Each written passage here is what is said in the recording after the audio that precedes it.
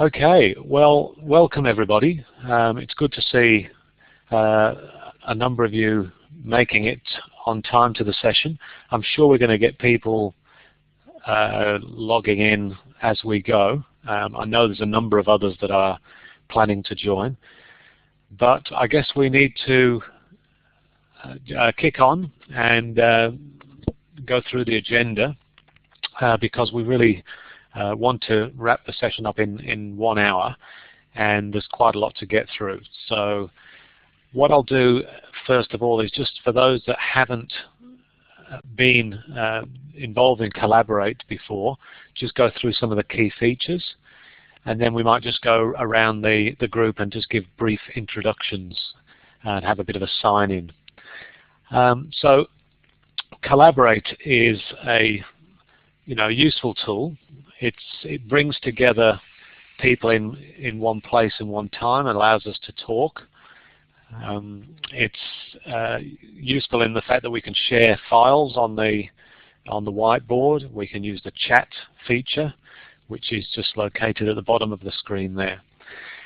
One of the things that we really need to probably look at with Collaborate, though, is to use the icons that are available to us.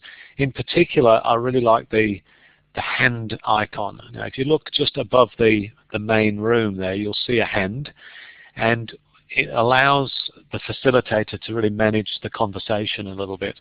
So, for example, if you wanted to speak, if there's something that was really burning in your mind and that you wanted to get it out, you just click the hand there to enable you to enable me to actually see that you want to say something. So do you mind if everybody just clicks the hand, and I'll just that will enable me to know that everybody can actually hear me. So that's great. That means that the only person, oh no, Catherine's just signed in now. So everybody can hear me, and if we were having a conversation and you all raised your hand at the same time, I would just go around in numerical order to enable each person to have their say. So the hand function is very good, and if you wanted to turn your hand off, you just click it again.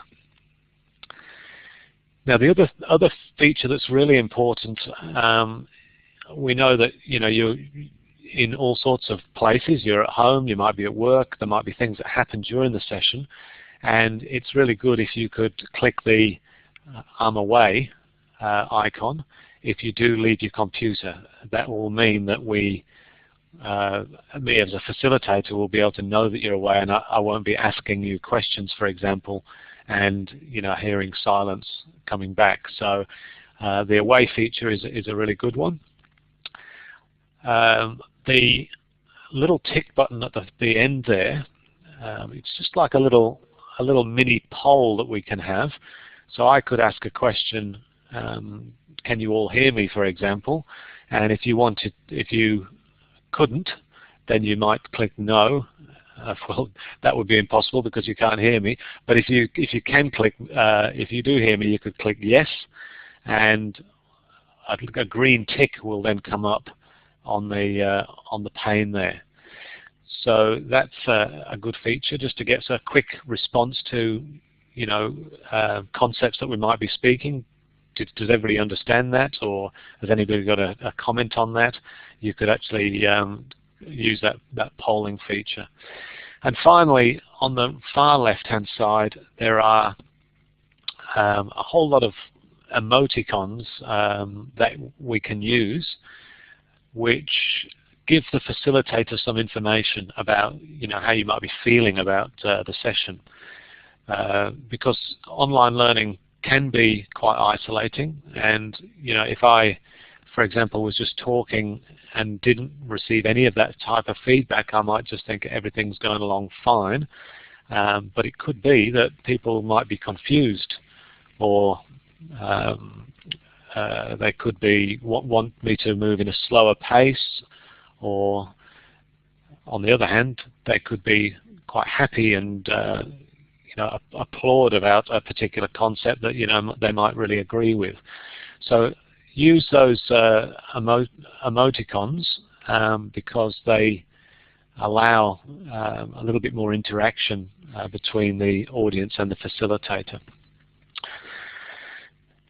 The last thing I will say about Collaborate is that we've used it for a couple of years now, and we started off using the video feature, and what we found was that it was a little bit cumbersome, and in fact it crashed the system once when we had a number of people that were trying to use it at the same time. So I don't think there's a real need to necessarily see each other. I think the fact that we can communicate over the internet using our voices is probably good enough for what we want to do in this particular unit. Okay, now what I might do now is just go down the list as it appears to me and just ask each individual person on the list just to quickly introduce themselves. You might say where you're from, where you're actually doing this Collaborate session from in terms of your location. And don't forget that when you do speak, you press the talk button once, and then you can speak, and then when you finish speaking, press the talk button again, and that turns the microphone off. So maybe I'll just go to Andy first.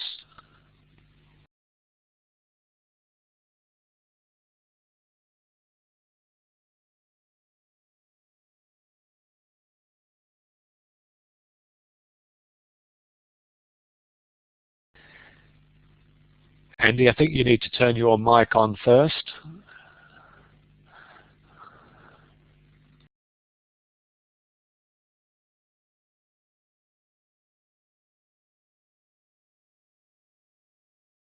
Okay, Andy's mic isn't working at the moment, so if you want to contribute, Andy, just do it via the chat pane, which you've done, and I'll keep a close eye on that. Catherine, have you got a mic working? Yes, I have. Can you hear me? Fantastic. Yes, we can hear you. Oh, great. Yes, my name's Catherine. I work at St John of God in Subiaco. I'm a nurse, and I've been probably in education for 10 years, and it's becoming more and more challenging, I guess, to capture people to try and educate them, and we do a lot of teaching on the run.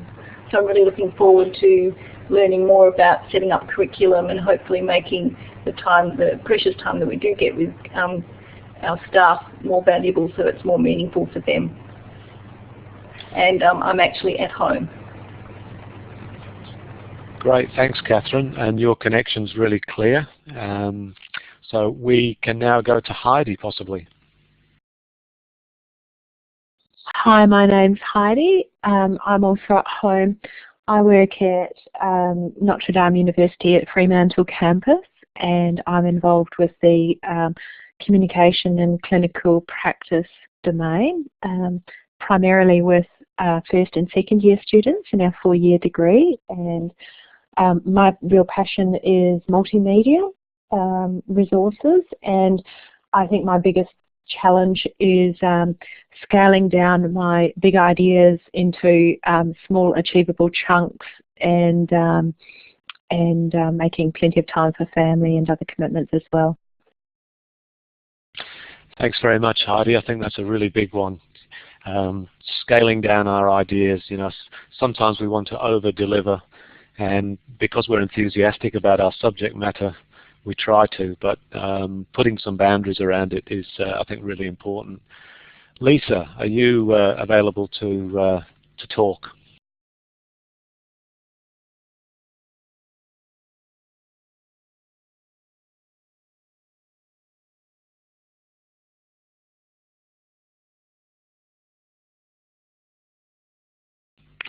I can see that your mic's on, Lisa, but I can't actually hear you. So do you want to just use the chat line as well at this stage? And we might just go to Samantha. Hi Frank, hi everyone. Can you hear me? Yes, loud and clear. Great. My current role is staff development educator at Glengarry Hospital. It's a relatively new role for me. Glengarry Hospital as part of the Ramsay healthcare team. And I suppose I wanted to join to get back to studying and obviously improving my role as an educator at Glengarry Hospital. And I'm working from doing this from home. Fantastic. Thanks a lot, Samantha. Do you mind just turning your mic off? Thanks. And Shelby, I believe you're from New South Wales, aren't you? Yes, I'm in Sydney. It's 8 o'clock at night here. Great. So can you tell us a bit about your work context? So I wear a couple of hats. I wear a clinical hat. I work in a neonatal intensive care unit where I mentor students there, but my teaching role is tutoring at University of Notre Dame in Sydney. So I'm kind of the baby of the group, I feel. I don't know whether we could describe you as a baby. And congratulations, you just got married. I did. Thank you very much. Okay, can we go to Susanna? Hello, everybody. Can you hear me? Yes, no problem, Susanna. Cool, excellent. Thank you. Hi, I'm Susanna. I'm in from Perth as well. I'm a doctor. I work at Swan Districts Hospital in the emergency department, and I also wear a few different type hats at the moment. I do a little bit of clinical work in the emergency department. I do some an educational role for the emergency department as well for 1 day a week, where I teach mainly junior doctors, and I also do some teaching with Notre Dame in a sort of semi-formal way in the last couple of years, and since this year I'm site coordinator for the Notre Dame students that we have at Swans. So that's a fairly new role. I've actually been doing this degree for a while now. I started with the diploma units, which I finished last year, and I'm now making my way through the certificate units as well. Thanks very much, Susanna, and it's great to make contact with you again. Suzanne. Hello, can everyone hear me? Yes, no problem. Oh, can't believe it. Great. So I'm Suzanne. I'm also a nurse, and I work clinically at Princess Margaret Hospital and also am part of the clinical placement team at Notre Dame. And I'm really keen to learn more about teaching. So obviously I've been nursing and know and feel confident in that role, but teaching is definitely not part of my nursing degree to the extent that I want it to be, so hence why I'm doing this course. Thanks. Thank you very much, Suzanne. And we're almost at the bottom of the list. Tamara from Kalgoorlie. Hi everyone, my name is Tamara. I work at the Kalgoorlie Hospital as a clinical nurse. My role in terms of teaching is fairly new as to Suzanne as well. I on and off basis have to introduce new staff to different changes going on the ward, so I'm excited as to improving my role. Yeah. Thank you. Thank you very much, Tamara. And Tim.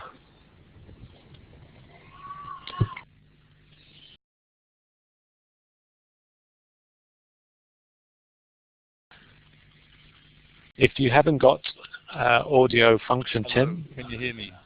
Can you hear that? Yes, we can. Maybe you're a little bit soft. Okay. Can you hear me now? Yes, that's better. Okay. I'm just in the building next door, Frank, and I'm a GP 3 days a week, and I'm here at Notre Dame 2 days a week in Aboriginal health curriculum. And I thought that the technology wouldn't scare me, but now I realise it does, because this is quite a quick learning curve to get this whole thing working, but it's a relief to be part of the conversation. And I'm looking forward to hearing how other people go and learning along with everybody else this term. Thanks very much, Tim. You know, at the end of this unit, we're all going to be so expert at this that you know, we'll be able to run our own classes and you know, in whatever context, using these fabulous tools. Now, I think I've missed somebody. Maybe I think Gavin came in while people were introducing themselves. So, Gavin, I know you're on an iPad. I just wonder if you can actually use the audio function on the iPad. Can you hear me first up? Yes, we can. Excellent. Didn't have a chance to use the wizard. iPad failed. It kept asking me to reinstall the application. So it's on the computer in Roughhouse Node. Okay, so I work at Lithgow, teaching final year medical students some emergency medicine. Shall I say, towards the end of my career in longevity, which means I've seen a lot, and I'm now looking towards this course to try and, shall I say, enhance my ability to teach, because I figure I can learn some stuff from all the people that have been doing this for way longer than I'll ever do it, and build on that to make my work a bit more effective in continuing on with the education side of things. I think that's more or less what the other guys have been saying, or covered the thing. About any other items you need to know about me for the introductions? No, that's fine, Gavin. And you know, I'm impressed that you've managed to, because I know you had a busy day today, and you've managed to get the iPad set up and log on. I think that's fantastic. Correction, iPad fail. I'm on a computer. You're on a computer, okay. Well, we'll get that sorted out hopefully for next time. You can be impressed by changing horses in 5 minutes. Okay. I think Heidrey mentioned that you know, it's good to put boundaries around things and not to try and do too much. Well, I think, you know, when I look at the agenda today and the fact that it's 5:20 and we've only got until 6 o'clock, and all of the things that we've got to get through, I think I've probably made that mistake in the first session. But we'll see how we go. I'll try and get through as much as possible, and what we can't get through, I guess we can do in a asynchronous way and use maybe the discussion board. Now, if you see any questions that pop up on the chat line, don't hesitate to answer them. I just see that Tim has just put a question up to Gavin, and don't hesitate just to communicate. One of the good things about this system is that you can actually talk and communicate textually at the same time. Now, I'm just going to quickly go through the unit outline, and I might need to, I was going to go on a bit of a web tour, so I'll just see if that works. Just bear with me a moment.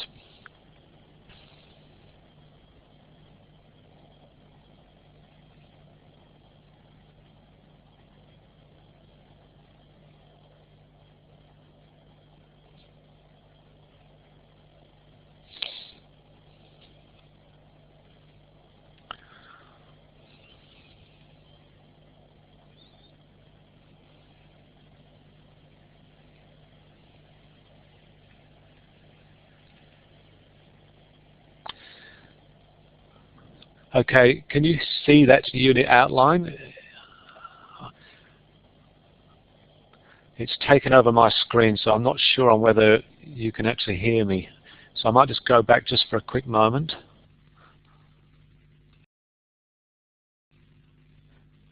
Okay, when I went to the unit outline there, did everybody see it, and could you hear me at the same time? Could I just get some ticks?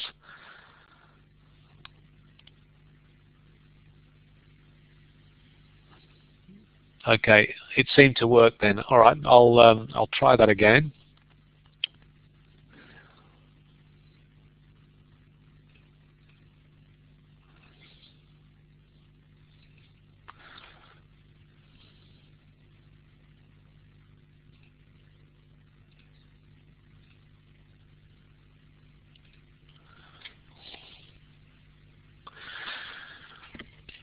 Okay, just a couple of things about the unit outline that I thought were important just to reiterate.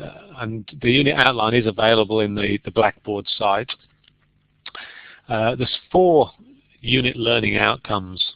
The first one is really about exploring the theoretical side of curriculum, and that's looking at the theoretical underpinnings, the dimensions of curriculum, i.e. the planned curriculum learned, etc. So Module 1's really concerned with that. Module 2 is about looking at learning theory, constructive alignment, instructional design. So that really tries to look after the Learning Outcome 2.2, which is examine the elements and principles of effective curriculum design. So Module 2 is really concerned with that particular learning outcome. Module 2 also is about looking at some frameworks for developing curriculum and which are suitable for different contexts. So Module 2 is quite a big module. And in Module 3 we go on to looking at designing and implementing learning experiences and looking at developing and evaluating criteria for change. Now I'll just pop out of that for a moment.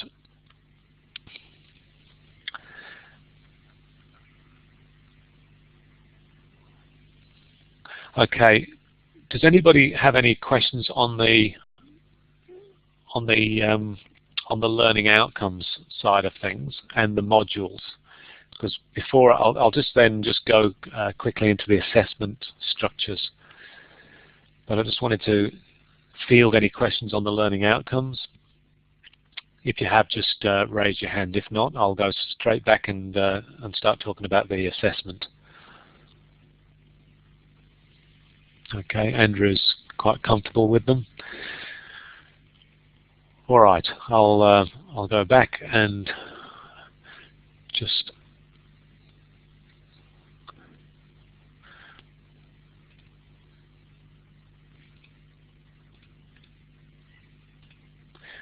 sorry, I don't really do this very often, and so I'm not really very elegant at it, but I think we'll get through.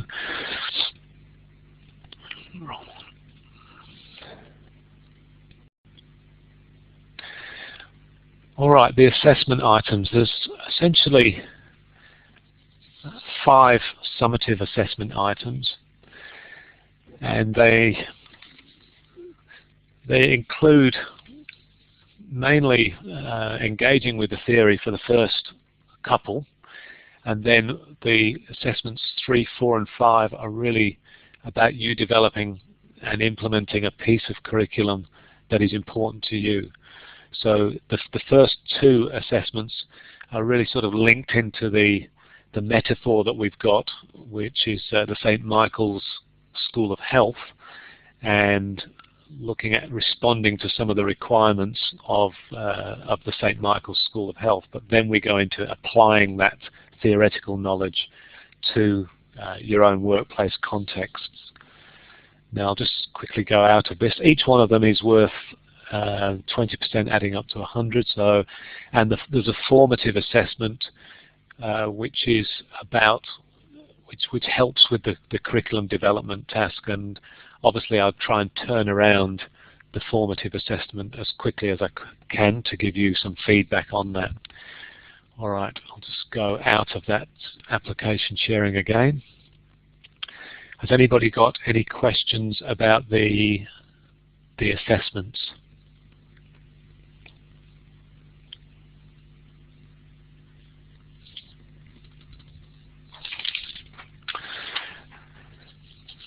Now, I had a chat with a couple of people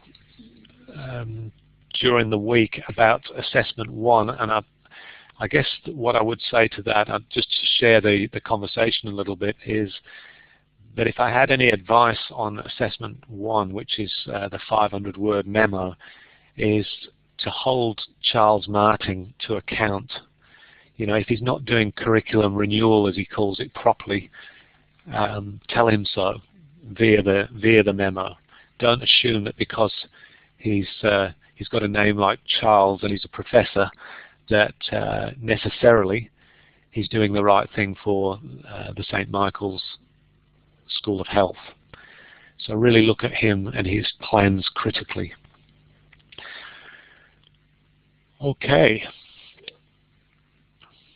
I'll just leave it there for a second or two and get myself organized a little bit for the next item, which is debriefing the STORM board.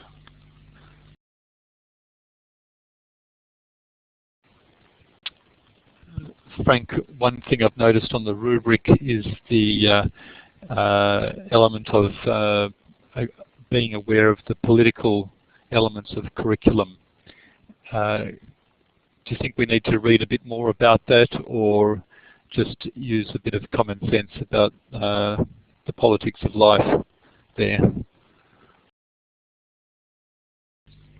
I think that a couple of the articles that you might have read already deal with the issue of the fact that curriculum is political, it's personal, it's contested. Everybody has got a view on what's important to teach and how to teach it. So I think it's a really important concept, and I would try and hold that in your minds as you're going through both the theory and, in fact, implementing curriculum yourselves, and think about how that affects the participants in the learning, how it affects other teachers, the organisation. Yeah, so I think it's a really important concept that curriculum is political, and we should always keep it uppermost in our minds. Did that answer your question or comment, Tim? Yes, thanks, Frank. And I guess always remember not to move unless you've got the numbers. That's just an attempt at a collaborate joke. I'm not sure how much you can use humour in collaborate without any sort of facial signals. Well, I got your joke anyway, Tim, and I was laughing. That's a relief. Okay, now I was also just going to show you how to actually lodge your assessments. I think I might give that a try. It'll mean that I'll have to go onto the web tour. So I'll just quickly do that, and hopefully it'll work. I won't be a second.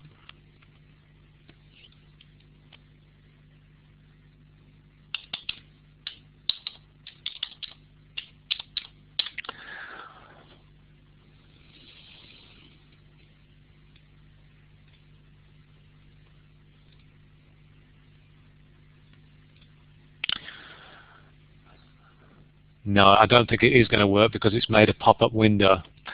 So I'll abandon that idea. But we've got a new way of submitting assessments. We used to just do it by email, but now we've actually got an assessment icon on the Blackboard environment. It should be fairly intuitive. When you click it, you'll see all of the 5 assessment items, and then you just click on those assessment items, and it gives you a dialog box in which you can upload your assessment item. So there's no need to email it. It just goes into the system, and I'll be able to actually look at that and provide feedback directly online. So I might try and find a better way of demonstrating that, or if you have got any problems with it or questions on it, just maybe email me after the session.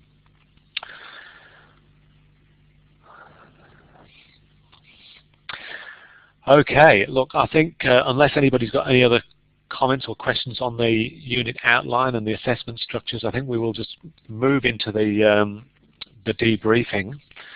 Now, the first one was the STORM board activity, and I think what we might do for this one is to use our chat pane to give a little bit of our points of view.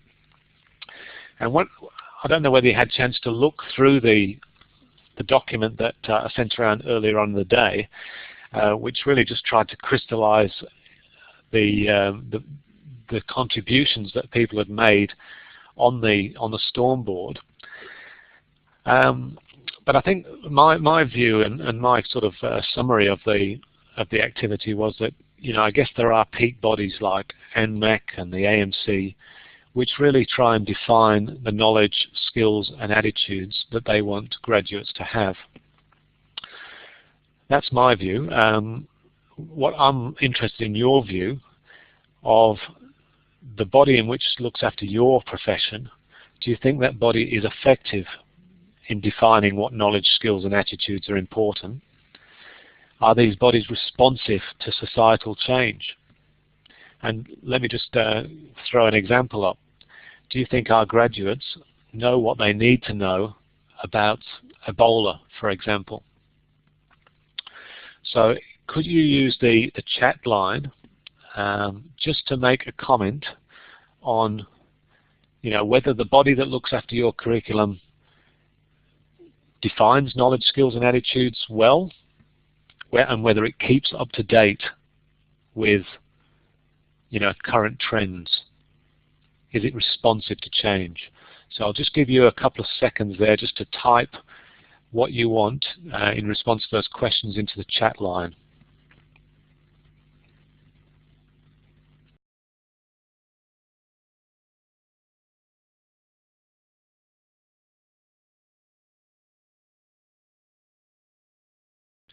Okay, that's you know, very interesting comment about the AMC, you know, defining the curriculum but maybe not being up to date.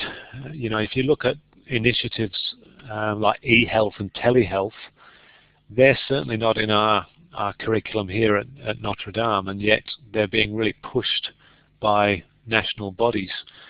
And, you know, I guess that could be an example of, you know, the system not being as responsive as it could be.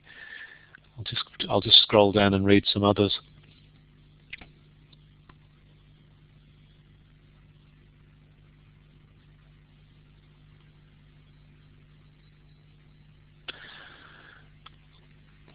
Okay. Andrew, do you just want to say something about, oh no, you actually can't talk, can you? Redefining the curriculum and how it was actually redefined. I would be interested in the process under which that happened.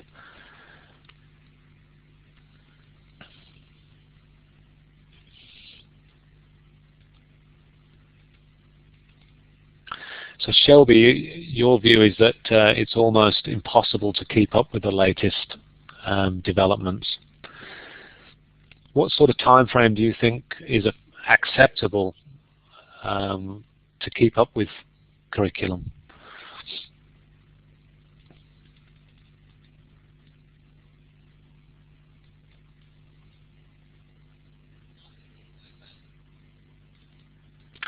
I think, Heidi, that's an important point. There just seems like there are so many issues to keep up with. I mean, we've got a unit called Contemporary Issues in Health Professional Education, which we run at master's level, and there's, you know, literally dozens of issues that we could, that are burning issues that we could talk about in that unit.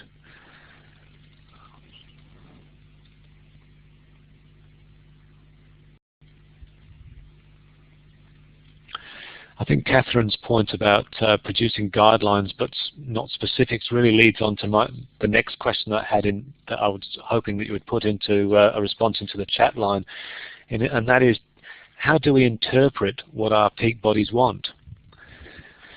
You know, what level of fidelity do we achieve in interpreting what is required by the peak bodies? And is it justifiable to have a formal curriculum that's not 100% aligned with what our national bodies want? So do you want to just put a quick response to that? How do we interpret what our national bodies want?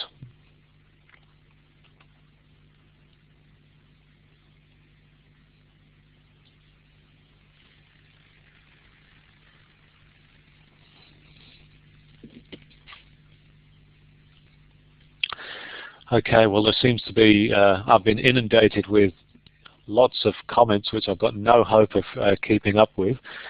What we might do for some of these comments is actually I might get a transcript of the chat and send that around afterwards, so that we're allowed, give ourselves the opportunity to have a think and reflect about some of these issues. Have people been able to put something in about the how we actually interpret the curriculum that comes down from our national bodies? Do you think we do it well?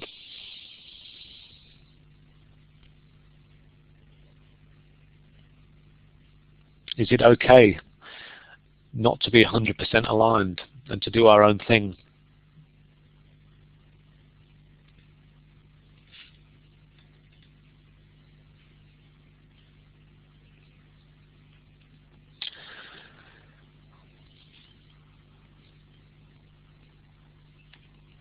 That's an interesting comment, Gavin, about that the curriculum is top-down and externally driven and there's no sort of input from the bottom.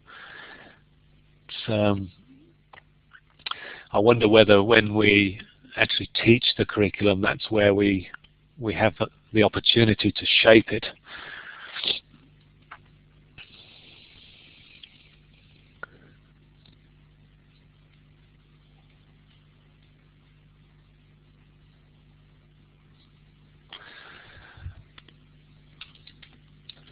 That's an interesting choice of words, Tim.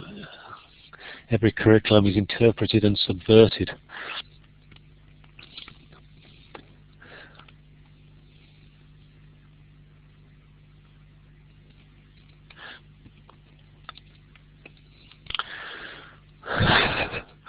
Okay, look, I'm finding it a little bit difficult to keep up here, so I'm just going to ask one more question. And that's about Stormboard itself. Now, I don't know how many of you had the opportunity to go onto Stormboard and use it as a tool, but do you think it was useful as a learning tool? And if you did go on and use it, can you give it a mark out of 10? Because I'm interested in this. It's a tool that I've never used before, and I'm interested in whether we should use it again.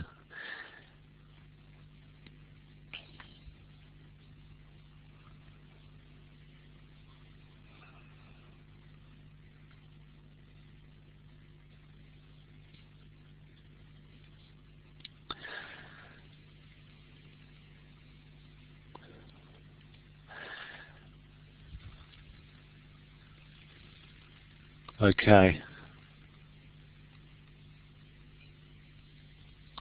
So we've got a 6 out of 10, a 1 out of 10, and a couple of people who couldn't get on it. So that doesn't look like a glowing recommendation. Shelby 4, Susanna 5.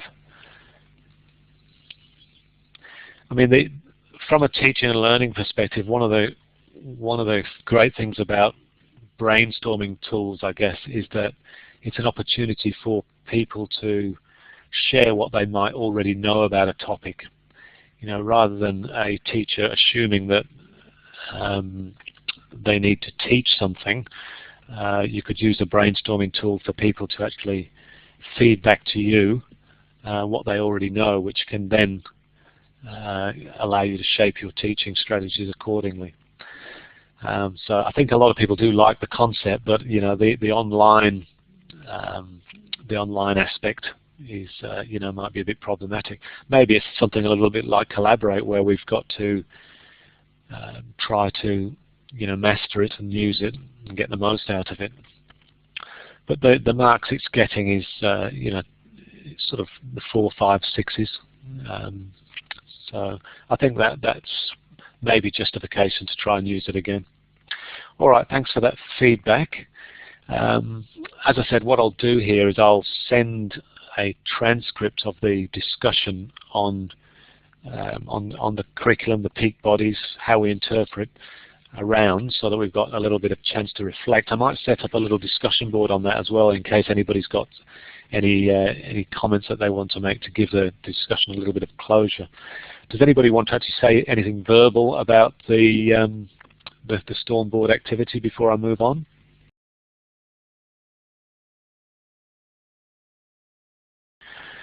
Okay, sorry, I feel like I'm doing a lot of the talking here. I'd rather it be a little bit more interactive.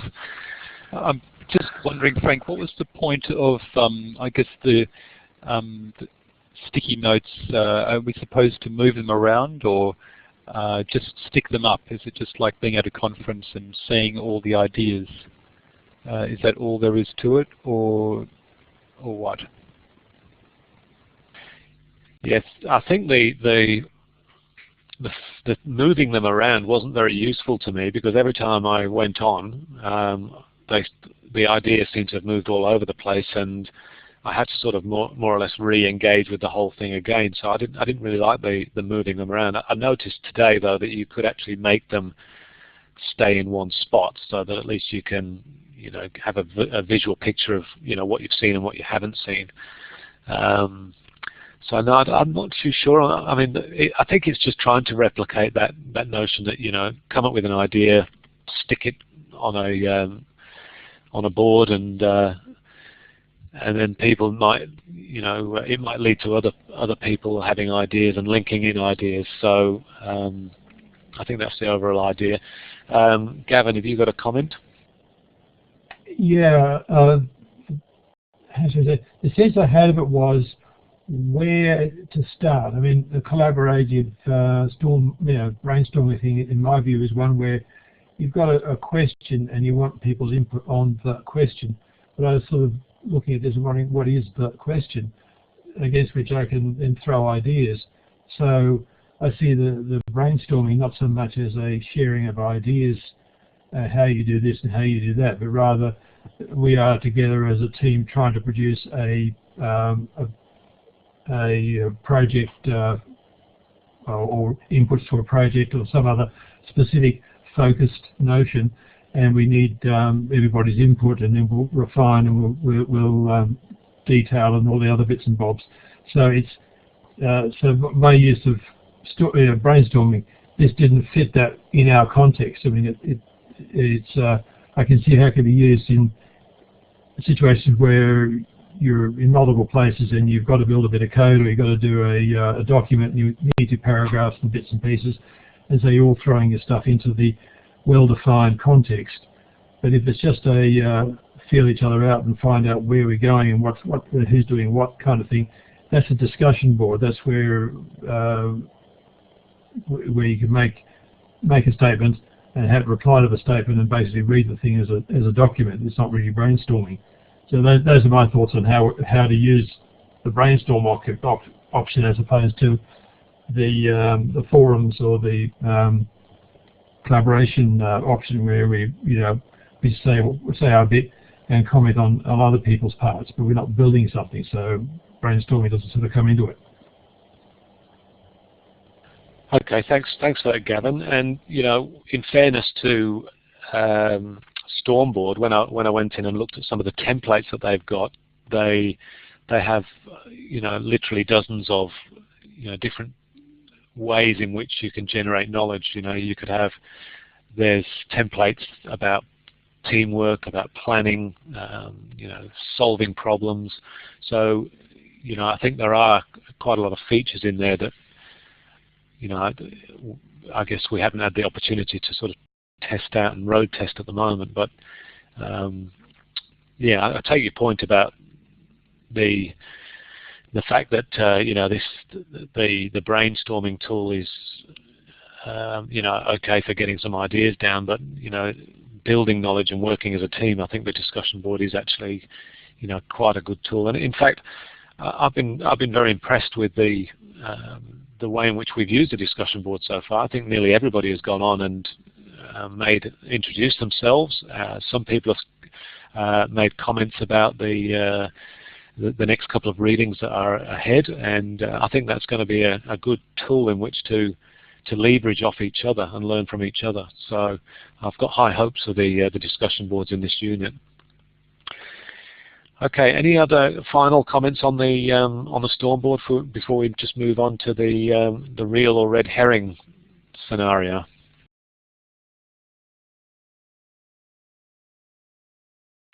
Just on the discussion board itself, are we sort of encouraged to just make up topics or themes or threads as we go along, or is there a particular, how would we organise that, Frank? Would we tag it with the name of the ebook or just a general question?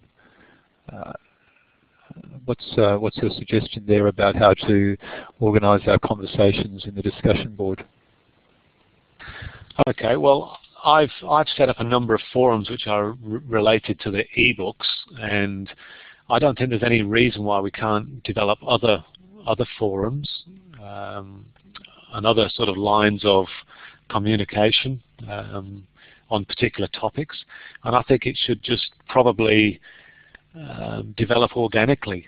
So if you wanted to put up a thought bubble about a particular reading or a particular idea that you had that you wanted a little bit of feedback on from others, then just create a forum, ask the question, and when anybody ever goes into the discussion board, you see that you have got discussion items that are unread.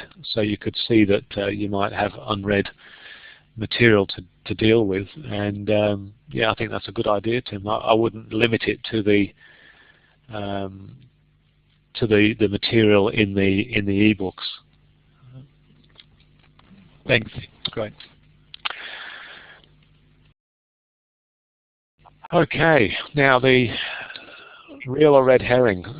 This was I tried to do this as a bit of a game, and I've sent around the feedback that people who engaged in it provided. It was done using SurveyMonkey. Now I'll just quickly go to the graph that you'll see there on the whiteboard, which shows that the people who responded to this, and admittedly there were only 7. Sorry, did somebody say something there? Yeah, Linda, I don't know if it's working or not working, or I've just tried it on my mobile because it won't work on my computer. Oh, hi, Linda. Yes, we can all hear you loud and clear. We're sort of probably 3/4 or 4/5 of the way through the session now, unfortunately, but it is recorded, so you can have a listen to it later. But okay, we're just talking about the real or red herring activity. Now, when you speak, it's probably important that you press the talk button again, so that your mic is sort of switched off. I'm not sure whether you've done that. No, your mic's still on, so yeah. Turn it off. Turn it off for the moment, and then if you want to say something, just use that little, if you've got it on your mobile, that little emoticon with the hand, and then it'll mean that I can see that you want to talk. Okay, so in relation to this set of questions, and again, admittedly there was not a high response rate, but most people thought that the formal curriculum, the talk curriculum, and the learned curriculum were, most important. You can see that they're prevalent there. Null curriculum, not so much. A couple of people thought that it was, important to keep that in our minds as we're developing curriculum, what isn't included. And the hidden curriculum didn't get an awful lot of support from the people that entered entered the survey. So this really fits in with the readings that we have done in the first week. And if I just give a little bit of an overview of the readings, the Litfelman article argued that curriculum is a verb. It's a process rather than a destination. And if we're constantly looking at better ways to interpret and develop and evaluate curriculum, then we've got to look at all of the different dimensions of it: formal, hidden, taught, learned, null. It's important that we look at all of those, or else we could miss something in our deliberations of when we're reinvigorating our curriculum. So I think they're important concepts to keep in mind. In one of the articles, the article from I think it's called Girk, she said there's always a reported gap between what is taught and what should be taught. And to me, this is a good sign, because it means that, you know, as health professionals, we're attentive to the needs of learners. And, you know, when I looked at the article by Cuban, he says that teachers are so important in this whole process of interpreting curriculum. Not just that though, he said that their pedagogical approach can actually shape curriculum. It shapes what's learned. So we can't just look at the syllabus or learning outcomes in isolation. We need to consider how we teach that syllabus as well, as part of in the mix. And the hidden curriculum, you know, again, it came through the article by Litzelman, which I think was an excellent article, looking at the messages that we convey through policies and procedures and resource allocation decisions and things like that. Those sort of messages can be just as important as what's in the formal curriculum. So again, when we're looking at reinvigorating our curriculum, we need to consider that all of the peripheral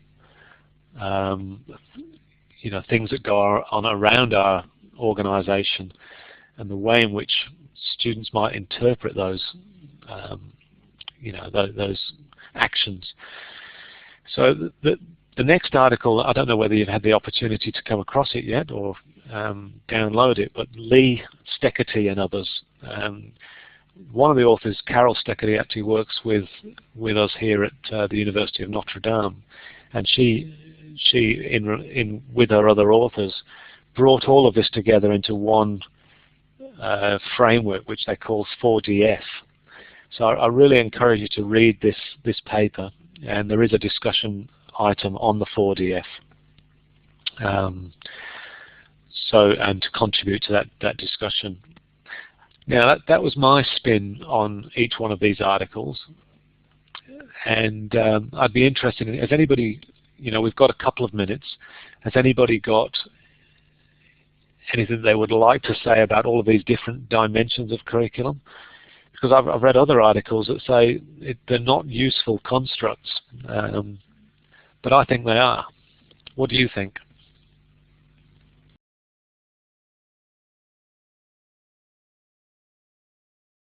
Heidi.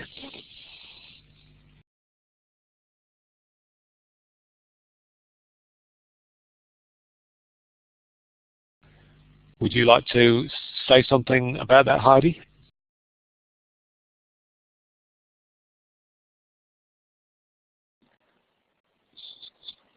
Hello, sorry, I forgot where the mic was. I was looking for an emoticon.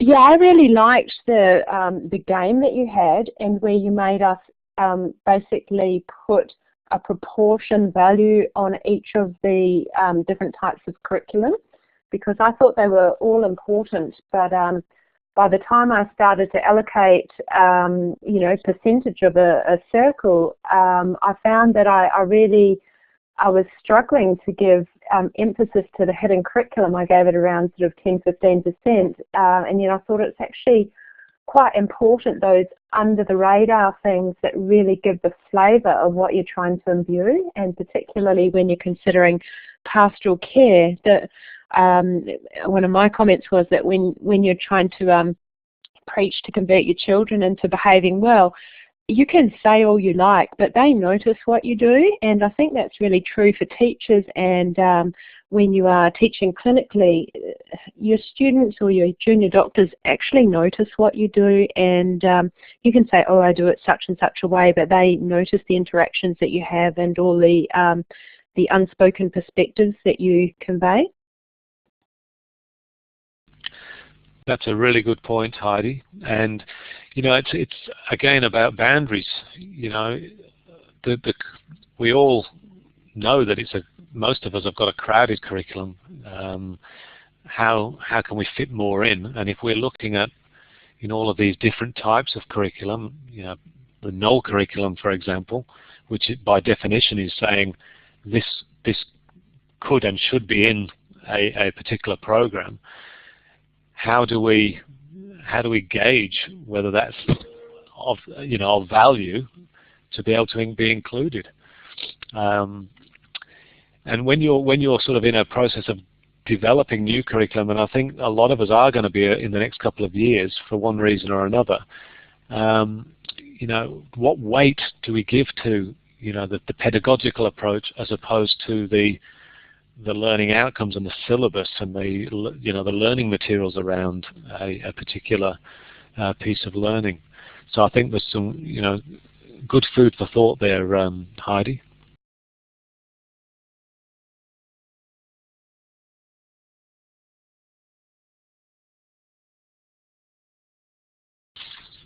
Look, we've got 1 minute to go, and I was really hoping to finish on time, so maybe I'll just wind the session up, if that's okay, with a couple of announcements. And the first one is I've decided to have a sort of a weekly open door Collaborate session.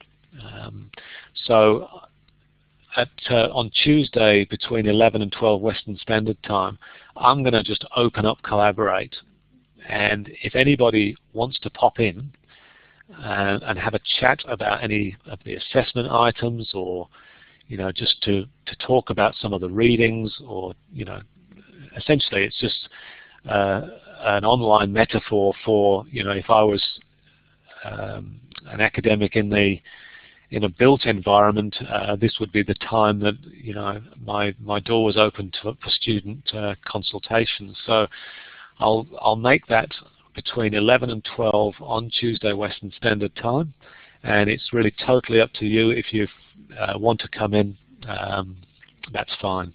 Most people I see on the chat line there seem to be suggesting that it's not a bad idea. Okay, so just a couple of important dates. Now I've tried to spread these assessments out over the term, and assessment 1 is actually due Friday the 13th of March, so it's not really, it's essentially a week on Friday.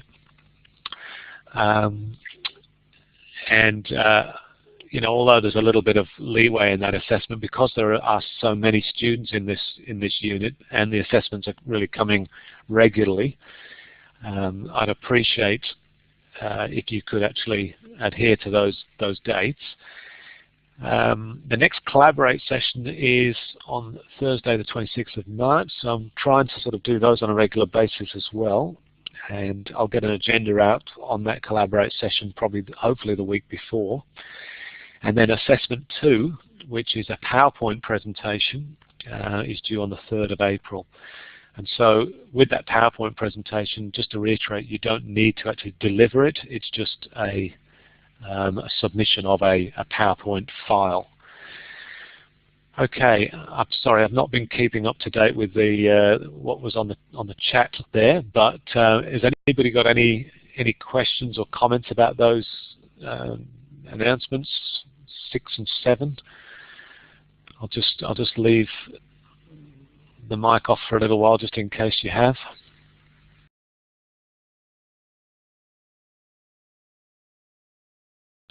Okay, then we're almost ready to sign out.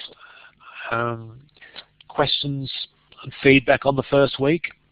Has anybody got any comments at all on how they're faring in the unit so far? I'd really appreciate any feedback that you might have, even if it's just one sentence. Heidi. Thanks, Frank. I think it's really interesting, and I really appreciate all your resources that you provided through your modules, and I appreciate you allowing us to actually read the modules right from the very beginning.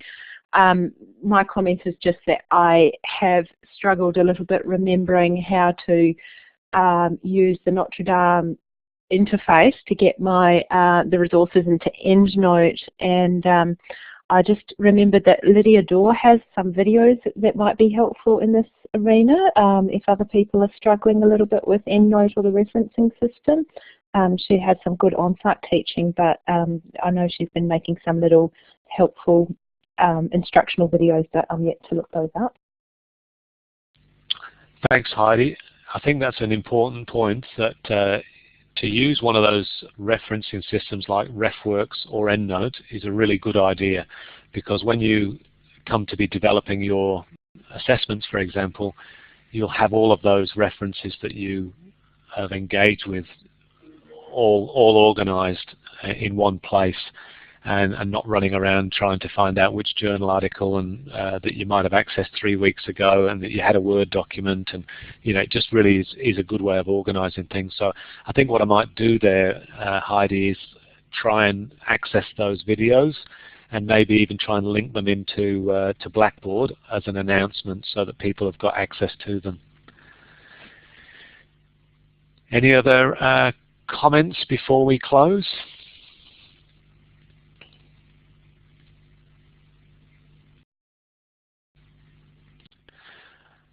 Okay, well, all I can say is thank you for attending. It's been a bit of a wild ride for me, because I do this sort of more or less once a year and forget all about it until the next time.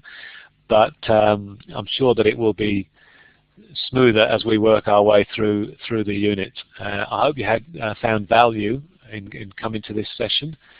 And I think one of the great things is that if you want to recap on anything, you can go and look at the video transcript, which I'll make available, and I'll also make available the chat information as well, because I think there's some really valuable comments that came through the chat. So thank you again for attending, and good evening. Thanks, Frank. Thank you, Frank. I thought that was great. Thank you. Catch you later.